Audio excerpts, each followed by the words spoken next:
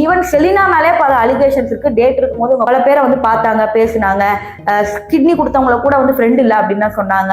ஆனா வந்து அவங்களுக்காக ஒரு உண்மையான பெண், ஒரு நல்ல பெண்ணை வந்து ரொம்ப பேசிட்டாங்க அப்படிங்கிற மாதிரிலாம் வந்து சொல்லிக்கிட்டு இருந்தாங்க. அதன் பிறகு உங்க ரிலேஷன்ஷிப் முடியுது. அதுக்கப்புறம் இப்ப செலினா வந்து வேற ஒருத்தவங்களை கல்யாணம் பண்ணிக்கிறாங்க. அதை பார்க்கும்போது யார் இந்த பையன் இப்படி ஒரு மாதிரி இருக்காங்களே, ஜஸ்டினை கல்யாணம் பண்ணிட்டு இவங்க போய் கல்யாணம் பண்றேன் அப்படிங்கிற மாதிரி மறுபடியும் கமெண்ட் பண்ணாங்க. எப்படி ஹேலிக்கு என்ன நடந்துச்சோ அதே பாடி ஷேமிங் இவங்களுக்கும் வந்து நடந்துச்சு ஒரு கட்டத்துல இவங்க குண்டான பிறகு.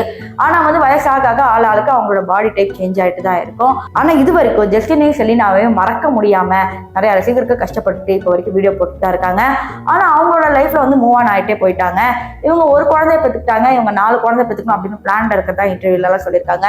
ஸோ இப்படிதான் இவங்களுடைய காதல் கதை முடிவுக்கு வந்துச்சு.